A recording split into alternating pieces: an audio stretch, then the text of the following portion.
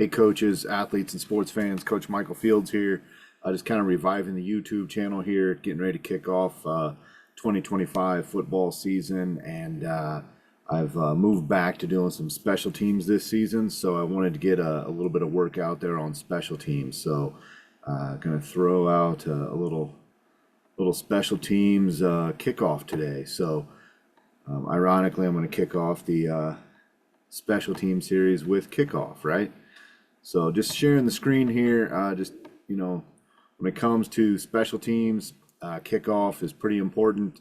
We got to make sure that we are controlling the field position and all that.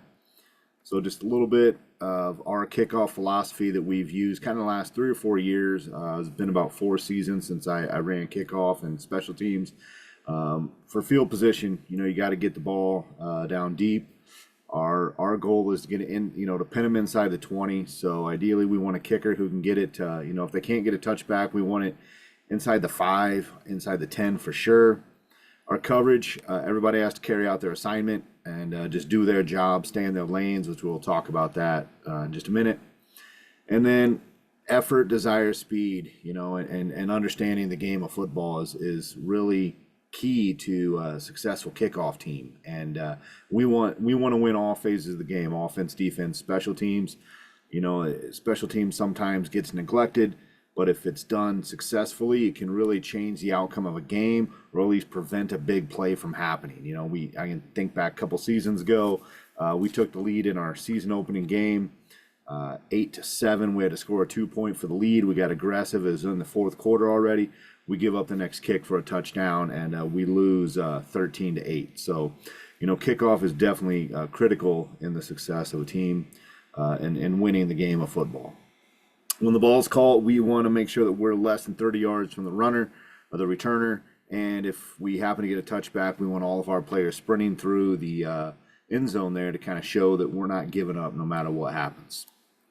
Our personnel, so we use a number system. We use L, 1, 2, 3, 4, and 5 to the left side, and that's the side we are facing. So if I'm the kicker, to my left, that's my L1 through 5, and we start on the sideline with number 1 and then work our way in to where number 5 is closest to the kicker. Then we just mirror that on the right side. So we have an R1, 2, 3, 4, and 5. So L's to the left, R to the right. So our 1, that's going to be somebody who's super fast.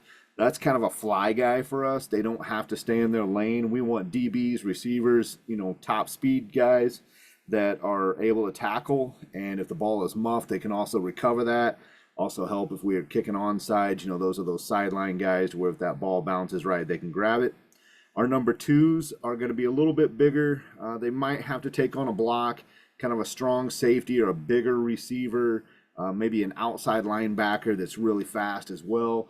Those guys do become what we use as our contain. And then number 3, this is where we're getting to the bigger guys: linebackers, running backs, fullbacks, maybe a tight end if he's got a lot of speed. And then that number 4 and 5 are definitely, big linebackers, tight ends, maybe a backup lineman that's really fast.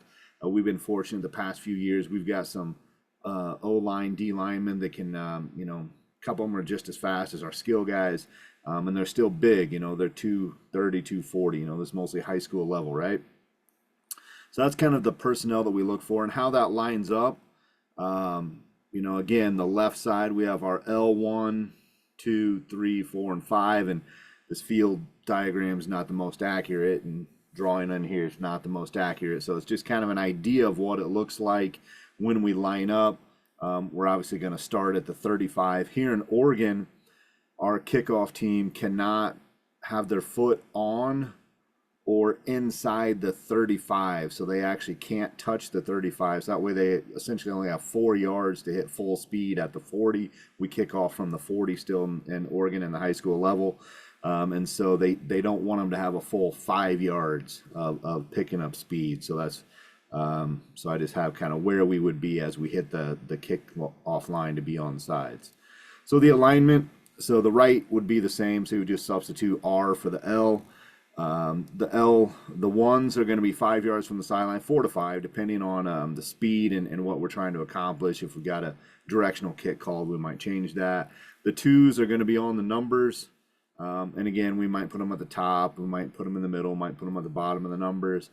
The threes are going to split the numbers in the hash. We actually play on a college field, so the hash is actually more narrow. So we actually have to kind of shade towards the hash a little more. And then the fours are going to be at the hash mark. And again, depending on where our kicker wants to kick, if they're going to go dead set on the X in the center of the field, we might have to squeeze those guys in a bit, or if he wants to kick offset, or maybe we're setting up a directional again, where we're going to put it a yard one way or the other. Again, we'll squeeze the fives if we can. And then the right side just mirrors the left side. So then our zones that we talk about, that we use for our guys, the first 20 yards is what we call the all-out zone. So that means for 20 yards from the time they cross the 40, we want them as close to top speed as possible as they cross the 40 as the ball is being kicked. We got to rep a lot of kicks with our kicker, so that way they can get that timing right to not be offsides, but also not to be behind the kick to where they're not, we want them crossing as that ball is being kicked. So from 40 to 40, we call that the all-out zone. It's a dead sprint for 20 yards. All they're worried about is covering ground downfield for 20 yards. And then we have our lanes, right? So it's really going to be the one is going to squeeze in here because the one is going to cross his face because he's a fly guy, cross his face, and then the two is going to be contained kind of at the numbers. We don't want anything getting outside the numbers there. Then you have our essentially about every 5 yards, we have our wall of guys flying down in the all-out zone. After the all-out zone, we have what we call the avoid zone. This may not really be 15 yards. This might be 10 yards. It could be 20 yards if we kick it deep. This is you're avoiding getting blocked by the return team. And you might have to do the move that we like to use here is what we call avoid and turn. So he's going to avoid. He might have to rip through the blocker a little bit. He might have to step around him, kind of juke him out almost. And then he has to return to his lane to make sure he is building that wall so we're not opening a big gap for the returner to run through. So we call this the avoid zone. Then we finish with the last little bit. Hopefully, again, we're pinning them inside the 20. Excuse me. And so that's what we call the attack zone. This is when we start to break down, when to get leverage on the ball carrier, when to track that hip, all the, basic tackling rules apply here. And this is obviously, the kick's not always going to go straight down the middle of the field, but this is just kind of how we teach it. First week of install for kickoff, we're going to have them run in these lanes. We're going to put everybody out there, and we're just going to run the lanes. Then to get working that avoid zone, we'll put a blocker out there with a pad, and he's got to avoid that guy. We'll even run them across the field in our 5 yard markers for that drill. And it's really a good drill to help you identify who is, kind of a kickoff guy, right? Who can get out there and avoid and sprint for 20 yards or 60 yards, whatever it is, to go make that play, right? So we got to, we use these drills in the install period of camp to kind of figure out who can do it and who can't, right? So if there was a directional kick, so in this kick, I got the purple star there, just kind of denoting what where the kick is going, right? So it's kind of a kick to the right, not necessarily directional, but maybe that's the returner who gets it. Our all-out zone stays the same, right? So we're still going to sprint that 20 yards as fast as we can for 20 yards, and our eyes are downfield, and we should be getting a call from our kicker. Our kicker stays back as kind of our safety, so to speak. And what we would do is he's going to be yelling right, right, right from the sideline. We're going to be yelling right, right, right, or left, left, left, middle, middle, depending on what we see.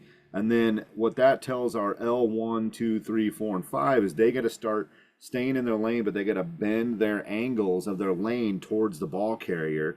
Again, with our number 2 being contained, he cannot get across. He can't cross the 3's lane. The 3 can't cross the 4, 4 can't cross the 5, etc. Same thing on the other side. But then, if it's at the hash, R4 and R5, they're pretty much going straight at him, right? And they're going to, kind of a vice tackle right there, right? And then our 2 is going to squeeze in a little bit. Our 3 is going to squeeze in a little bit. 2 still has contain on the right side as well. And our 1s from the left and right side are going to be fly guys down the field. So it's just kind of our basic kind of kickoff that we do installed, day 1. We'll get into directional and pooch and onside and all that later, but this is just kind of our base kickoff, you know, by game one, we're going to have this plus maybe 2 directionals and 1 onsides ready. But day one, installing Kickoff, this is what we look like. And we'll kick to the right and to the left once we get that kind of all-out zone, avoid zone, and attack zone kind of down. Okay, so again, thanks for watching. Appreciate you taking time to watch the video. A couple things I've got available for folks. I do have my offensive playbook. It's our wing tee power spread that we run. It's available on Amazon, as well as Player Book. I've worked on the offensive side the last few years, and so did a lot of work with quarterbacks, and Player Book is a great way to train quarterback decision making. You can get a discount code if you go here and get with Matt with Player Book. And then if you have any questions, reach out to me. Again, it's Coach Michael Fields. I've got my school address, I've got my Gmail, my Instagram, my Twitter, and if you hit the Linktree code there, it'll take you out. It's got links to my podcast, it's got links to the book, it's got links to the Player Book and all the different things. So again, thanks for watching. Appreciate you tuning in to today's episode of Special Team Series that we're going on with. And today's was the Kickoff. We'll come back with Kick Return with the next episode. So thanks for watching. We'll catch you next time.